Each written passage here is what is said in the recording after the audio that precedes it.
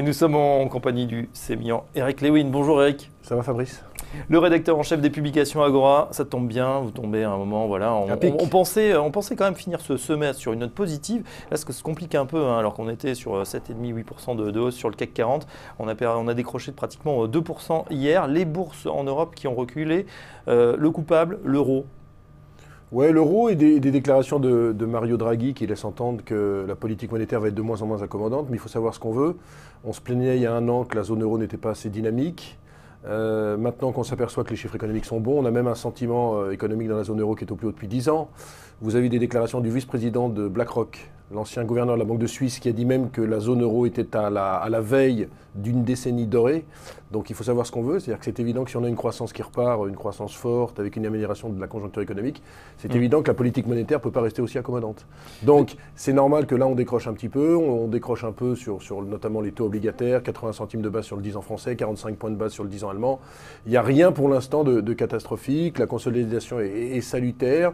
Je pense qu'on va bientôt entrer dans des points d'achat, parce qu'encore une fois, c'est parce que l'économie européenne va mieux qu'on peut se permettre ce genre de choses. Ça veut dire qu'à court terme, bon, les marchés sont toujours inquiets, voilà, ils se disent à court terme, nos bénéfices vont peut-être s'éroder temporairement, ou ils ajustent tout de suite les parités et refont tourner les moulinettes sur les valorisations des sociétés qui étaient fortes, mais à moyen terme, long terme, ça ne change pas. Le climat économique reste quand même très bon. La dernière fois que j'étais venu chez vous, je vous avais dit qu'il n'y a plus tellement de sociétés du CAC 40 qui étaient intéressantes.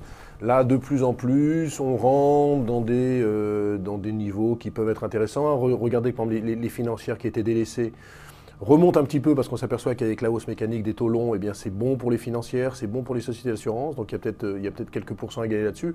Et puis moi, je crois qu'il faut laisser les choses se poser. On doit gagner 6,5% depuis le début de l'année. C'est pas dramatique. Si on nous avait dit en début d'année que Macron aurait été élu président de la République avec une majorité écrasante aux élections législatives, qu'aux Pays-Bas, il n'y aurait pas eu de problème également, vous m'auriez dit que je suis beaucoup trop optimiste, donc c'est normal qu'il y ait un peu une vague de consolidation. Il n'y a rien pour l'instant de très grave. Il faut suivre aussi peut-être le cours du pétrole, parce qu'on a l'impression que c'est plus l'OPEP du tout qui donne le là. C'est bien sûr le pétrole de schiste américain, alors que je crois qu'il y a eu 23 séances consécutives avec une hausse des forages pétroliers aux États-Unis. Bref, on a des marchés qui se cherchent, mais moi je ne suis pas tellement inquiet à moyen terme. Bon, donc du coup, optimiste ou positif pour ce second semestre. Qu'est-ce qu'on fait là pendant l'été, cette période toujours un peu charnière, un peu compliquée? Écoutez, moi je suis toujours, je vais tirer la couverture à moi, je suis toujours small et mid. On a vu que les small et mid se tiennent très très bien, hein, puisque vous parliez de plus 6,5% pour le CAC 40 depuis le début de l'année. Sur le CAC Small, on est à plus 18%. Avec des opérations dans tous les sens. D'abord, il y a eu 3 IPO qui sont bien passés. Valbiotis dans les compléments alimentaires. Balio, c'est Chariot élévateur, on a reçu. Chariot élévateur, et surtout Prodways, où il y a eu 66 millions d'euros de levée de fonds avec une forte hausse du cours, en général plus de 20%. Ce qui s'est passé, c'est que le premier semestre, beaucoup d'opérations financières dans tous les sens. La dernière cette semaine, c'est Dalenis, racheté par Natixis à 9 €, prime de 40%, ce qui est énorme. Pourquoi de telles primes? Parce que, en fait, quand vous êtes une grosse société, vous apercevez qu'il faut mieux acheter une niche porteuse très rapidement pour ne pas vous faire tailler les croupières, et vous êtes prêt à payer très cher. C'est le cas de Dalenis, prime de 40%. Mais quand vous regardez Natixis qui achète Dalenis à 9 €, Dalenis ça vaut 160 millions d'euros, alors que Natixis ça vaut 18 milliards, donc ça pose pas de problème. Même chose par exemple Michelin qui avait racheté SIPH, c'est le deuxième producteur de caoutchouc, là aussi pas de problème. Ça fait 430 millions d'euros SIPH, Michelin 20 milliards, donc Michelin peut se permettre de faire une prime de 40%. Tiens, un petit crochet justement d'Alenis intéressant dans le monde des fintech. On voit que ces fintech, c'était l'Eldorado, et puis finalement, elles font toutes croquer les unes après les autres par des groupes bancaires. Le dernier en date, le site de crowdfunding KissKissBankBank racheté avant-hier par la Poste. Enfin, ça veut dire quand même que quand vous créez une fintech, c'est sûr que vous ne durez pas longtemps, mais vous avez de grandes chances d'être racheté.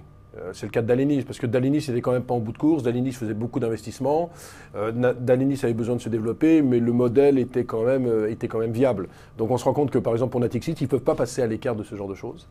Et donc il y a aussi, par exemple, c'est une plus petite iPay qui est cotée. Moi, je pense que iPay également connaîtra le même sort que Dalenis, c'est-à-dire que ça finira par une OPA. C'est plutôt pas mal pour le secteur. On se rend compte que les banques sont en manque complète d'innovation, et donc elles ont besoin justement de ces niches porteuses, de ces startups pour perdurer, pour faire en sorte qu'elles ne soient pas écrasées par la concurrence. Bon, c'est l'actu, Small is Beautiful, la création et l'ouverture, l'inauguration hier du plus grand incubateur. On parle même d'un campus, hein, c'est dans le 13e à Paris. Station F, l'incubateur de Xavier Niel, ça va aider à créer les pépites de demain, Eric? Écoutez, je ne sais pas si ça va créer. C'est bien qu'on ait ce genre d'incubateur un peu sur les modèles allemands. C'est bien qu'on finance les startups. Mais moi, ce qui m'intéresse, c'est pas simplement les startups, c'est que les entreprises Internet viennent se faire coter à Paris et n'aillent pas comme Criteo aux États-Unis. Parce que la grande problématique, c'est pas finalement le financement des startups. La grande problématique, c'est les étapes d'après. C'est-à-dire quand les entreprises ont besoin de se développer, souvent, il y a un manque d'argent, souvent il y a un manque de compétences, souvent les fonds ne jouent pas le jeu. Et vous avez des exemples de sociétés qui vont aux États-Unis. Donc ce serait bien que sur toute la chaîne de valeur, de la création de la société à la cotation, eh bien ça passe par la France et non pas par les États-Unis. Prenez par exemple DBV Technologies, qui est une très belle biotech spécialisée dans les patchs pour les allergies notamment. Quand ils font des grosses levées de fonds, mais ce n'est pas en France, c'est aux États-Unis. Ouais, et on avait Bernard Gilly sur le plateau avant-hier, Ibionex, qui est patron et cofondateur de Gensight, qui nous dit qu'il vise l'IPO au Nasdaq. Mais bien sûr, c'est ça. Bon, les multiples ne sont pas les mêmes aussi. Non, c'est pas les mêmes, mais la problématique est la même, c'est-à-dire qu'on a un vrai problème de financement en France. C'est très bien de créer des startups, c'est très bien de créer des incubateurs. Après, il faut aider les sociétés à se développer, parce que vous savez très bien que 95% des startups meurent au bout de 2 ans. Il ne faudrait pas que cette période se réduise, parce qu'elles sont en manque de financement. Ouais. C'est plutôt. Puis le Graal, c'est pas la levée de fonds, c'est aussi de faire tourner un business rentable. Tourner un business rentable. Eric, qu'est-ce qu'on regarde du côté justement de la bourse? Quelles sont vos pépites là, pour le deuxième semestre?